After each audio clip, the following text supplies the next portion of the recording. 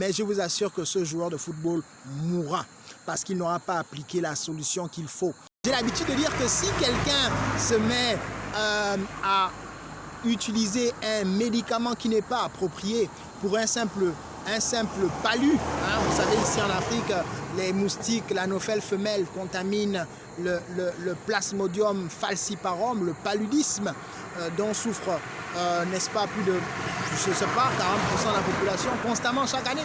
Tout Africain, tout Gabonais particulièrement ici en Afrique centrale a déjà souffert au moins une fois dans sa vie de paludisme. Et les remèdes pour en guérir existent, ils sont connus. Donc, imaginons qu'un joueur de football a remarqué que lorsqu'il a mal à la cheville, lorsqu'il subit un tacle pendant ses jeux de football, on utilise une pommade, le nifluril, et que le nifluril réussit à venir à bout de sa douleur.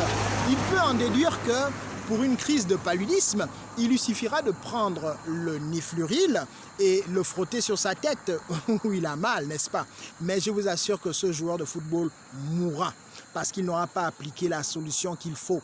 Elles sont extérieures, mais le paludisme est dans le sang et il ne trouve une solution que par une ingestion, n'est-ce pas, de médicaments. Vous allez à la pharmacie, vous dites, je crois que j'ai des symptômes du paludisme.